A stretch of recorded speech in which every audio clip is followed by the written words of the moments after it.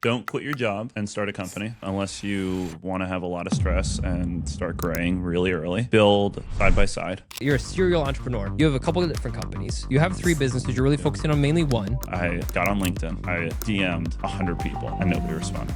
So then I'm going to go find college students that are freshmen. I'm going to go pay them $1,000 to go call up a bunch of businesses and sell them just a website. What we started doing is start offering that to business owners. And within a week, I had raised about $500,000.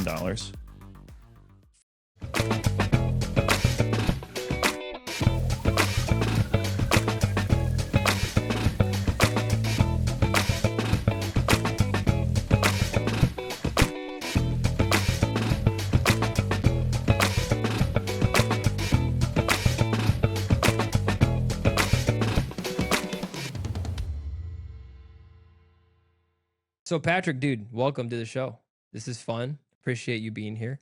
Nice to meet you. I know this is I think this is first time really meeting. We right? bumped. You told me that we bumped into each other in Miami. And so I actually was crazy sick in Miami. Not contagious, but I had an unbelievably bad cold or allergy stuff, and it was so bad. No one knows this. I was nervous because listen, you're in front of billionaires. It was a mix of really cool people, business owners, a couple billionaires, crypto bros. Yep. And then I'm leading a fireside chat with Brian, which is awesome. And then, but I had an unbelievable bad cold that day and I couldn't hear anything. And I'm down in Sudafed.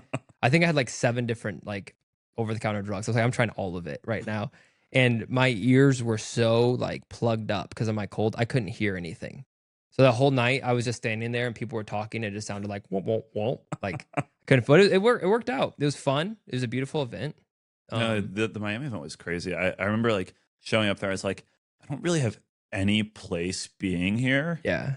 We're starting a cool business and we're doing all these different things. But technically speaking, I'm the most broke I've ever been in my entire life. I think my net worth is the highest it's ever been, but I am broke. Same, bro. It is it's the weirdest experience. You start a business thing, I'm gonna make all this money. Yeah. Right? And then you're wait, so I'm worth a lot, but I gotta make my mortgage payment next month. It's wait, how is my admin making more money than me? This is insane. And that's we talk a lot about that on this show. I've been very open with our struggles, our finances. Yeah. Last time I was here, I was talking with Yasser. So Yasser's the CEO of Pulse and everything. And just talking about that's the real entrepreneurship. There are times where your staff makes more than you. There are times where your staff is rolling it in. And then all of a sudden, you're I haven't cut myself a paycheck in 3 months, 4 months, 6 months. And that's just the reality of it. But if you believe in what you're doing, you have passion, you believe, stay the course.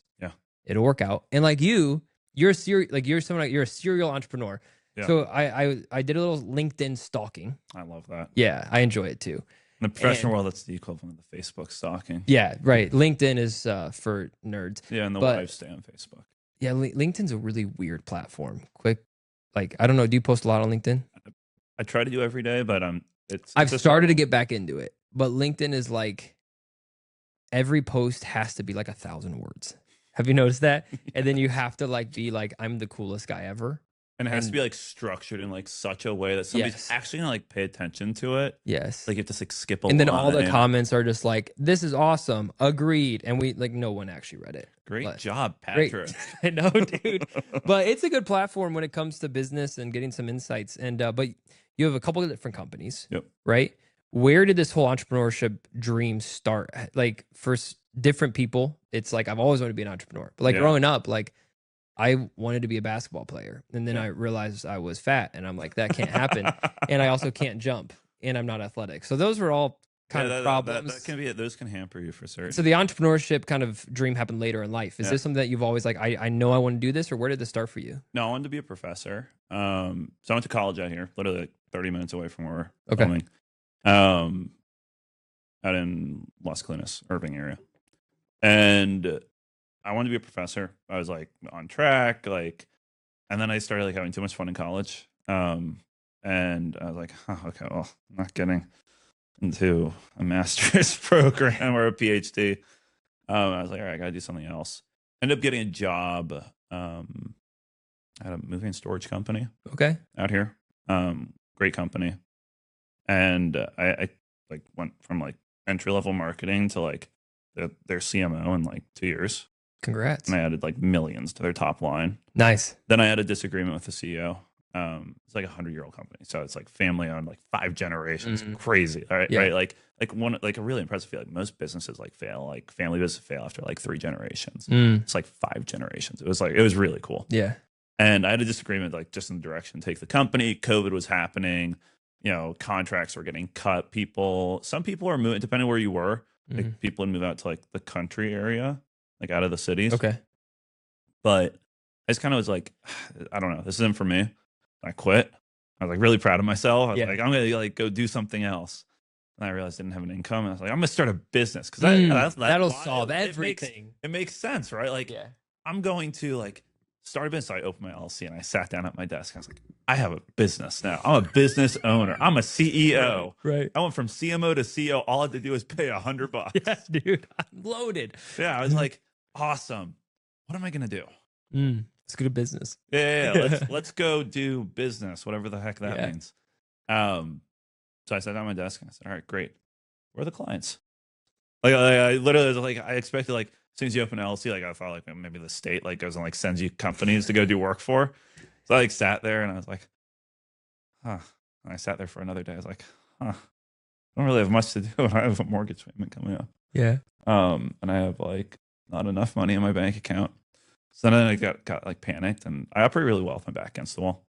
So I got on LinkedIn and I DM'd like 100 people and nobody responded to me. So then I sat down. I spent like literally 2 days straight. Like I probably worked 36 hours over the course of like 2 days. And I DM'd, I think it was like in the realm of 2,000-3,000 people. I was emailing, I was, trying to call them, find their phone numbers, whatever. Ended up getting my first 5 clients. And doing what? What was the business? I didn't know at the time. Okay. I didn't know. I was like, I do marketing. Marketing. Okay. Let's do something, right? Okay. Yeah. And I was doing marketing, so let's keep doing marketing. Gotcha. Okay, perfect. So I started, I just called. I said, what do you need help with in terms of marketing? Do you need social media stuff? Do you need advertising? Do you need website creation? What do you need, right? So I just did different deals. I tried doing everything for everybody. And that blew up in my face really, really quickly. I lost all 5 clients really quickly. And I was like, wow, this business stuff kind of sucks. Yeah, this is hard. So then I was like, all right, I need to get more structured around this. I'm going to go find 4 college students that are freshmen. I'm going to go pay them $1,000 to go call up a bunch of businesses and sell them just a website. Let's just start with a website. Yeah. And that was the beginning of the first business. That's where it went. It was just. And what's this business called? SiteLyft. SiteLyft. Yeah. Okay, perfect. So I was trying to be kitschy and say, let's plan word, give your website a facelift, right? Yeah. That's great. And so I started that. That's where it went. Called these, had these college students just dialing people outbound, and it grew really quickly. And then from there, I started realizing, I like doing the websites, but the problem that I was running into, I don't know if you've encountered this yourself, like doing sort of like consulting stuff, you realize it's like feast and famine. It's like you have a bunch of deals and you make a lot of money, and then all right, I did it all. Now I have to go do it again. But like while you're this is a hamster wheel. Yeah, right? Exactly. Yep. It's brutal. Yeah. And so I was like, all right, I need to like find a better way of doing this.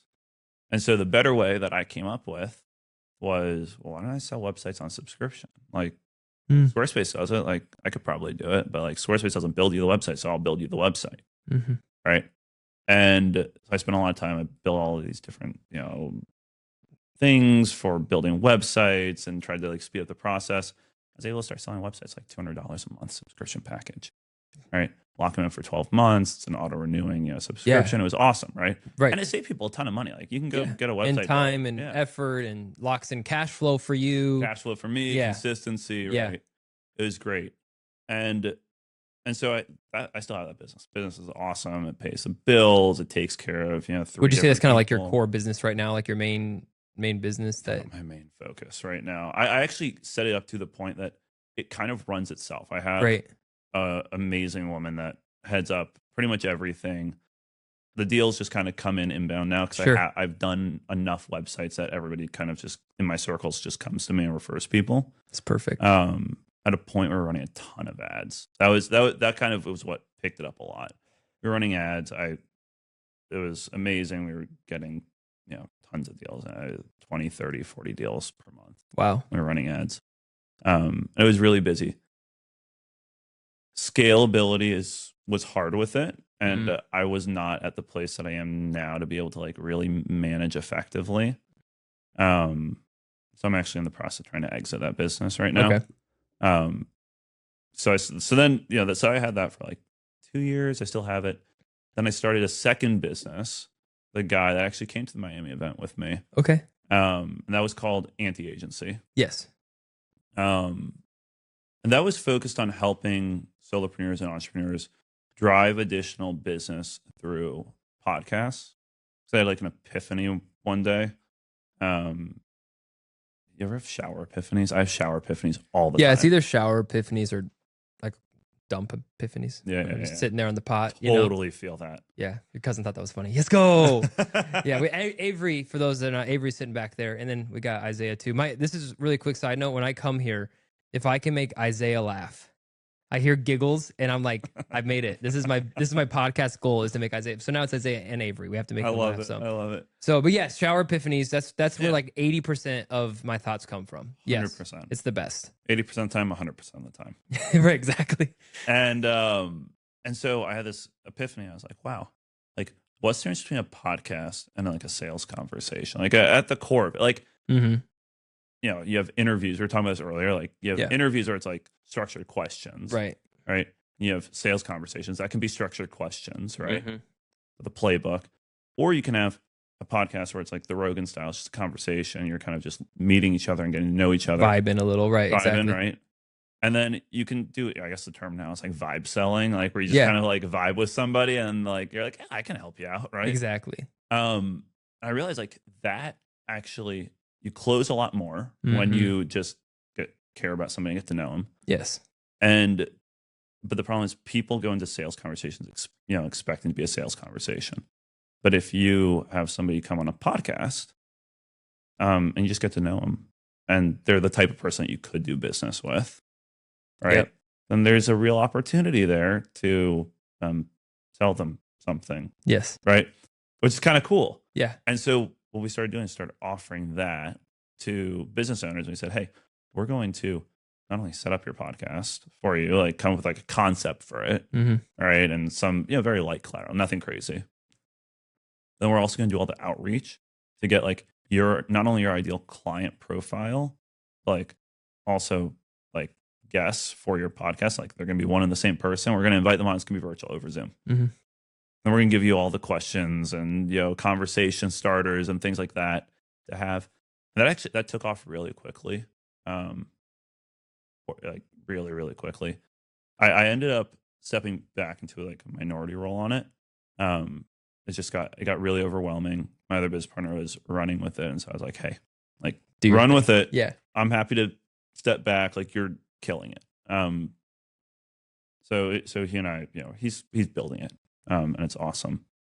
But then the reason I needed to step back was because 2 years ago, through my website business, I had started getting into like service-based industries, if you will. And I met a lot of roofers, a lot of public adjusters. Okay. They basically, like if your house burns down, your insurance company is going to lowball you because they don't want to pay you any money. Right. That's just how they work. And so there's these people out there. There's not a ton of them. There's only like 15,000 of them, 20,000 in the US. But they're called public adjusters, and they basically represent the homeowner and will get the insurance company to pay out what they actually do. Almost like a lawyer. Yeah. They're licensed and regulated by the state as well. Okay. Except you don't have to go to school for about an extra 5 years. And pay millions of dollars, right? Right. And so I was working with a bunch of those types of people, and one of them came to me like 2 years ago. He's like, hey, like you can like code and you can do these things. You want to try like using ChatGPT? And I was like, first of all, that's not coding, but like, yeah, totally. Like you want to use ChatGPT? Like I do this thing. I have to like compare estimates, right? So like he's like, I'll get like a 200-page PDF from the insurance company, and I'll have like my own like 300-400-page PDF. And like in order to get the money from the insurance company, I have to like go find all the line items across both PDFs that are like the same or different or That missing. takes time. Right. He's like, it'll take me like 20, 30 hours to do something like that. And maybe we can have AI do it. That's 2 years. AI has like come way further since then. So I tried it 2 years ago. It didn't work. I was like, it's not going to happen right now. Maybe in a few years. So he approached me again like 9 months ago. Like, dude, like we should totally try this again. I was like, all right, awesome. So I built it and it worked for really small, like 10, 15 page document comparison. It still takes, an hour or so, not a ton of time. Yeah. And I built it and it was really cool. It's like, wait, we actually have something here and we should like go take it to market and like build a little business around it. And initially went into it thinking, oh, we'll just, build and flip, right? Like, it doesn't need to be massive. Right. Like, build it up. Sell Here's it a for $1 million concept. Here's an idea. It works. Someone else with more cash flow, take it, buy the idea, go. And that was an idea for all of a week. And then I started like talking to other people like him, other public adjusters. Like, hey, like, would you buy something? Like, yeah, I'd pay you $200, $300, $400 a month for something like that. Whoa. I did the numbers. I was like, wait, public adjusters, like 15,000, 20,000 of them. Then you have the insurance companies that also do the estimate comparison stuff because they're trying to figure out where they can get rid of the line items that public adjusters looking for. Roofers and tree companies do the same thing because a lot of times they have disagreements with the insurance company. Correct. Right. So I was like, wow, this is actually a massive market, like millions of people that do this estimate comparison thing. Like, I'm surprised like people stay in this job because it's like the most mind-numbing work. Oh, that would be awful. Yeah. And so I was like, wait, no, we're building a real business. And within a week, I had raised about $500,000 from the people that I had talked to that were our like beta customers. They loved it so much. They were like, make this a real thing. Here's $500,000. Wow. It was incredible. And so that started as a company called Adjuster Buddy, and then it turned into TurboClaim. TurboClaim. And that's the company that is eating up 80 to 100 hours of my week right now. Yeah. And, Avery is off camera, but Avery heads up my sales for that. And he headed up my sales over at SiteLyft as well. And okay. Was he one of the college people that you brought in to help at the very beginning to get SiteLyft off the ground? He was. Yeah, dude. Yeah. He can sell ice to an Eskimo. Yeah. He's just one of those guys. Just naturally gifted selling. He gets on the phone with somebody and they just want to work with him. So where did the idea of you two working together come from? Was it just like you were just like desperate, who's a warm body, and then it just turned out that he enjoyed sales and did well? Or did you already kind of have a tight relationship with each other that it was an easy call? So we're family first off, right? So but some families, like there's a cousin and I don't know him, he's whatever, right? Avery's a few years younger than me, but he and I, like, we got talking at some family event or something like that. Yeah. And he was just like really interested in what I was doing. And none of my other cousins like gave two craps what I was doing. They're like, you're an idiot for starting a business. Like, let us know when you need money because you're going to be out on the street soon. And so I was like, wow, this guy's like really interested in this. Like, let's see what he can do. And I put him in a sales situation, and like within 3 months for SiteLyft, he had sold like over $250,000 worth of ARR. And with TurboClaim, in the first like 4 weeks, he built the team and led the team to almost $500,000 in ARR. Good job, Avery. Yeah, legend. He's a baller. Yeah. I will say that it's absolutely incredible. So back to TurboClaim. Like you have 3 businesses. You're really focusing on mainly one right now. Like what's next? Like do you think TurboClaim is just going to be the next thing, or do you have other things that? Because you strike me as someone that like you enjoy building it, and once it's built, it's handoff. I'm a 0 to 1 type of guy. Like, so I believe there's people that are like, I want to take a business that's already at 10 and bring it to 100. Right. There's people that are like, I want to take a business from 1 to 10. I like getting the business, and 1 to 10. Yeah, you want to take the idea, make it real, show there's product market fit, make it real, and then put somebody in charge of it so that I don't have to run the business. Yeah. That makes sense? Yeah. Because we're very similar. I can manage people. I'm not great at managing people, and I don't like managing people. Yeah, people suck. No, like Avery. Horrible.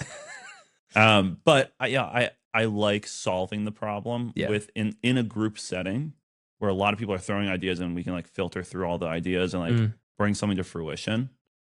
I like establishing product market fit, and then I like just handing off. Do you have any other ideas of things you've been thinking, like that some company, like, man, this would be kind of cool, or anything that you're kind of there's a few shower epiphanies? Oh, actually, this is one I had the other day. I literally drove over to Avery's house, and I was like, I have to share this with you. I just had this idea. Insurance for creators. Okay. So you have the show, right? Yeah. What I don't know if you make revenues off of your TikTok views or YouTube. I'm on views. YouTube. Yeah. What would happen if YouTube just for whatever reason decided to ban your account because they wanted to? Right. Lose There's a revenue, very right? high likelihood. Very high likelihood. Maybe. Conspiracy theories. Yeah.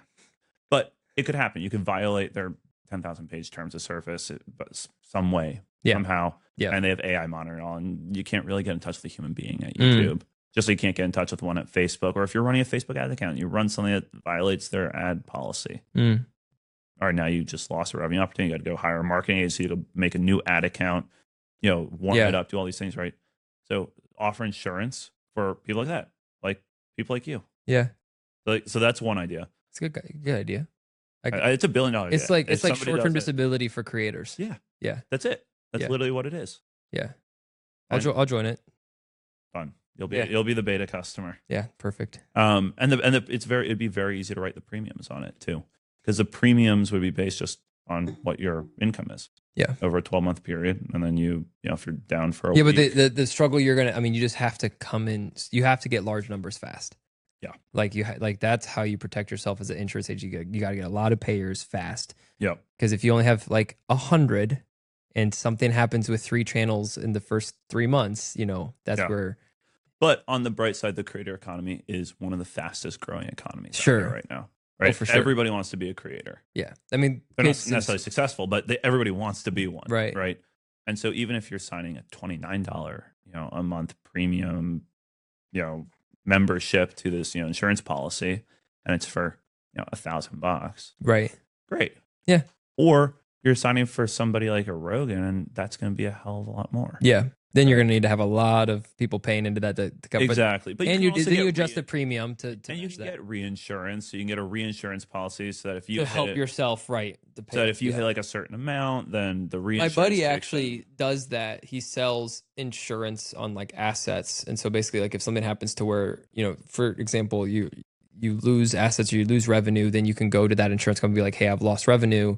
Can you spot me until X? And it's literally like you file a claim, you get your money, then you keep running your business, you pay. Yeah. So I think that's like legitimately could be $1 billion idea if executed properly. Okay. I actually do believe. I know. I think it's a great concept. There. And then it's actually quite easy. You just partner with the TikToks, the Pulses, the Facebooks, the YouTubes, and you just have them sell the insurance policies for you directly in app. Like, hey, your channel has, based on what you post, your channel has this % chance of being shut down over the next year. Do you want an insurance policy on that? Yeah, and if you're really smart, if they're making enough, you could just have it auto deducted from their revenue. So then they don't even see the payment. Yeah. So somebody give me 10% equity for that idea. Thank you. Great. I love it. Done. Yes. Like 5th business. Let's go. It's recorded. Yes. Official. So that's how you do it. You get people on, get an idea, get them to agree to give you equity. So I actually am legitimately a visionary. Like if I am a perfect world, if my life could be helping people make money, just helping people think through ideas, like I would love that. And that's what, like with the podcast consulting, that's kind of what I'm doing finally in my life. But like I've literally sold insurance for 8 years. My whole life has been selling insurance, knocking on doors, cold calling. Oh my goodness. Like that. Like when I started my insurance, I did 20 in-person knocks a day. Like in person, knocking on doors a day, 100 a week, and built an agency. Yeah, oh my goodness. Yeah, but that's how you learn, man. I mean, that's how you grow. That's how you got it's. And now, hustle. Now selling something like media stuff is so much easier than selling Aflac. But anyway, So any more shower epiphanies? So I think that's one, but I have more of like a working theory that I'm playing with right now, which is AI. And like where AI is going. Mm-hmm. And my theory on this with AI is like AI started as a chatbot. Okay. Like it was ChatGPT. It was like the first thing to really come out, right? Yep. to the masses at least. I think it's been around for a lot longer than that, but to the masses, a chatbot. Now it's kind of like, moving to this agentic systems, which is really just like a chatbot with a prompt, but then like with triggers and automations on it to make it do stuff. Isaiah's a big AI guy, by the way. Yeah. Big AI guy. So I don't know if you can really, like, agentic works for it, but I wouldn't say it's like autonomously agentic operating within an organization by itself like a human being would, yeah, right. But I think that it'll get there. And now we're seeing stuff like Cluely that's all over social media and everywhere, right? And that's now the AI coming from like this, closed browser scenario to like the desktop. And I believe that the next wave of AI apps we're going to see is apps that actually interact as a user with applications across your computer. And that's going to be like the next rise. And that's why Cluely is blown up as quick as they're, outside of the fact that they only hire social media influencers and coders. But I think that's going to be the next thing you're going to see, right? Another one's like Workbeaver. They're going to be launching their beta here shortly. Okay. Basically build workflows within apps that uses AI. It's really cool. It's like video editing, right? If you have like a streamlined process of video editing, right? I do this and I do this and I do this, but you need like a little bit more like intuitive touch to it. You can train an AI to be like, oh, adjust this slider and do this. And then when you upload, like stuff like that, right? I think that's where it's going to go. And then after that, I think it's robotics. I think it's taking the artificial intelligence from the digital sphere that it's contained in right now. It's kind of contained in this capsule, right? And then putting it out there into the real world. And we're already seeing that. Yeah. I mean, it's kind of like Tesla's kind of an example of that to a degree, right? Yeah. The Tesla robot's like the first kind of attempt. No, I think the Tesla robot's probably more like the Apple Vision Pro. It's just like a novelty item. They look kind of cool. Really cool. Big name behind it. Super big price tag. And practical, probably not. Yeah. But it's the mover. It's like the first, like, okay, there's a real kind of looking human robot that actually moves around and responds and does things. No, there was a great quote that I heard 2 weeks ago, and it was some woman. She was like, I want AI to do my laundry and my dishes so that I can do my creative and my artistic work, right? I don't want the AI to be doing my creative and artistic work so I can do the laundry and the dishes. Yeah, right. And I was like, wait, that actually encapsulates exactly what I've been feeling and thinking around this, which is like AI has kind of taken over the creative and artistic world to a large degree. Yes. Which is problematic in a lot of ways because it only knows as much as has been created. And we tell it, yes. And it learns from us. And it learns from us, right? Yeah. But I do think that when somebody releases a freaking robot that can fold your laundry and do your dishes for you, that's probably going to be the single largest company of all time. Yeah. Or even like carrying stuff, being an AI secretary, answering the phone, greeting people that come the grunt in. work stuff. The grunt work stuff. Yeah. You don't actually need a human being to do. Yeah. Right. I think robots will become super commonplace in the home. Do you have a timeline of what you think? 10 years. 10 years, robots in the home. Have you ever played a game? I said 12 and a half Are you a video years. game guy at all? I don't have time now, but I used to be. There's an older game called Detroit Become Human. Okay. And it's a game where everyone has robots. And then like a robot, basically like you play, and it's a decision-based game. I think there's like 3,000 different ways the video game can end based on the decisions that you make throughout the game. And then it's a decision-based game, and every decision breaks off in a new tree of decisions that breaks off in a new tree. And so you could play the same game like hundreds of times and have a completely different experience. Oh, that's so cool. It's insane. But it's literally like robots that basically like kind of start becoming sentient in a way. But everyone has a home robot. They're doing their things, whatever. Yep. And then there's a couple different scenarios that kind of like trigger like these robots out of their stance or whatever. And so I'm not saying that's what's going to happen, but it is a cool game because everyone has their robots. It's kind of what you're talking about. Yeah. But the game itself, the premise of the game, Isaiah, have you played it? Bro, it's incredible. It's literally like there's like three, like you could play the game hundreds of times and never have the exact same ending.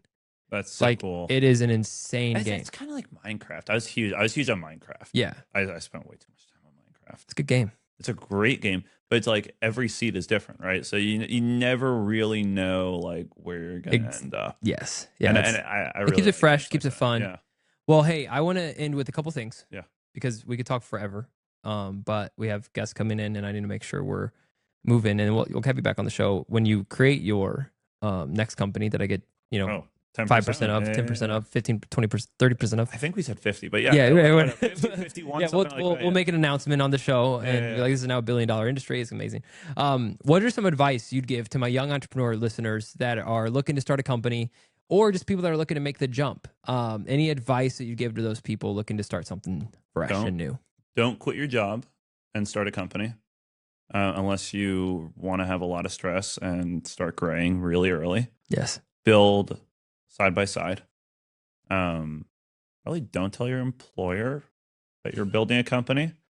But get your first 5 clients and give them stuff for free. That's what Hormozy said to do. That's what I'll say to do. It's way better because you get to mess up on somebody else's company. Yeah. And that's the best place you're going to mess up. Yeah.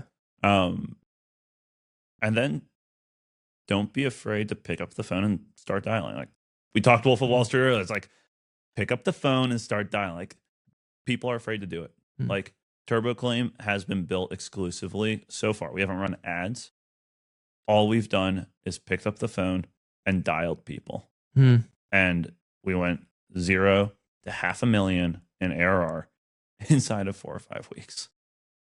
Launch. And it's all about picking up the phone, calling somebody, and actually solving a problem. Like I think a lot of people get into business and they want to do what everybody else is doing. And you can build a great lifestyle business doing that. And that's cool if that's what you want to do. But it doesn't mean that business has enterprise, like real enterprise value. Yes. And so figure out, do you want to build something that's lasting, that you can sell for a multiple, or are you just trying to replace your current job? Yeah. Because odds are you can probably just find a better job that pays you more money. Correct. You have to really love what you're creating. You really need to find passion in it because it's going to suck. There's going to be hard times. And then when it comes, someone gave me this advice when it comes to cold calling. I thought it was really good. When you're cold calling or when you're dialing or whatever you want to call it, you are just searching for the people that need you and want you. They are out there. And so you're just, you're sifting through the noise to find the people that actually need you and want you. So when you look at it that way, instead of being like, I was told 300 no's today, you're actually like, bro, I found 10 people that want me. Exactly. And that's the mindset that as an entrepreneur, a young person that's like, I just need to, make 1,000 calls a week, right? And you're going to find 50 people that actually needed you. Yeah. And that's the way to view it, a little more positive. And that's the mindset shift when it comes to cold calling. It's not like, oh, I found 1,000 people that hate me this week. So you found 50 people that actually want you. Yeah. And I think the other thing is everybody wants to get into business and they want to do all things for all people. That's cool. Like it's actually a very Christian mindset that people unintentionally get into. It's like, I want to be all things for all people. That's awesome. Right. But you can't in business. And so I would say for any young entrepreneur, find an industry, find a niche, and then find a sub niche. Right. So for TurboClaim, the reason we were able to be so successful is simply because we said insurance technology as the general industry. And then we said claims management. And then we said public adjusters. And then we said, what's the problem that public adjusters have? And we solved not the entire claims management process for public adjusters. We solved if the public adjuster process, claims management process is this big, we solved that tiny little piece. But it allows you to communicate very clearly exactly what you do, who you do it for, and why you do it. Yeah. And everybody wants to be like, I build websites for small businesses. It's like not and it's like, that can work. But I build websites for roofing companies that do B2C. Right. As opposed to commercial, right? Like, like residential roofing companies. Yeah, like, working backwards in your flow, like really trying to find what problem do you solve and then really working backwards to get that very specific and stick with that until you saturate. There's a fascinating, great book. If you haven't read it, I always recommend this book, Crossing the Chasm. Everybody should read it. Okay. It's Joffrey Moore phenomenal book, but it's an analysis of specifically software companies, but the growth stages in terms of market penetration. And at the beginning, he says, the first people you sell to, Simon Sinek is actually huge on this. I love Simon Sinek. Yeah. But find your why, baby. The why, right? It's built off Geoffrey Moore's model of the, I'm not going to call it the Silicon Valley curve, but it's a growth curve. So the first people you sell to are visionaries, right? It's the people that you sell your why to. This is why we exist. And they buy in because they think it's a cool idea and they don't care if it works or not. Yeah. But they will give you money for it because they believe in you, right? And your why.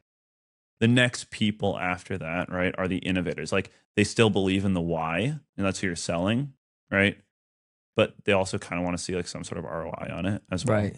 Right. That makes up between 16 and 18% of the market. Okay. What you find with especially software, but other industries too, is that if you can get 16 to 18% market penetration, you can sell the visionaries, you can sell the innovators. The rest of the market, the early adopters, late adopters, and the laggards, right? The ones who are ROI focused, they'll fall into line because your why is now established in the industry. You've sold your why to everybody. You've sold the reason you exist, right? And you don't need to keep selling that. You can focus on the ROI. Where most businesses fail is they try to sell their ROI too early and they stop focusing on the why they exist and they lose sight of themselves. So don't lose sight of yourself. Dude, that's great advice. Before we go, anything you want to promo, plug, anywhere people can find you? If there's anyone that listens to this that want to find out more of your companies or follow you for more advice, like where can they go? Yeah, look me up on LinkedIn, Patrick Gomez.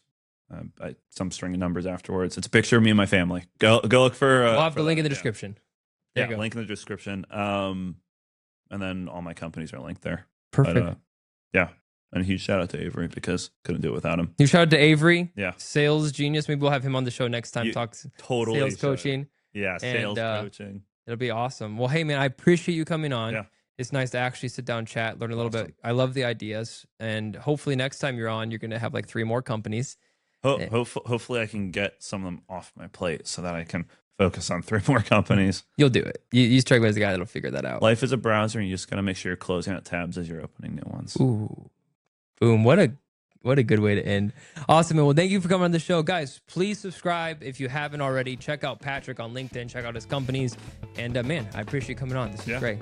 Awesome. Oh, if anybody wants to see me in an ice bath, go check out my SiteLyft TikTok account because there's some very unhinged videos on there. We'll include that in the description too then. We got to see this. We got to see this. It's great. Awesome, brother. Well, thanks for coming on. And guys, check out Ice Bath videos. And subscribe. See you on the next episode. Awesome. See you, man. Thanks, bro.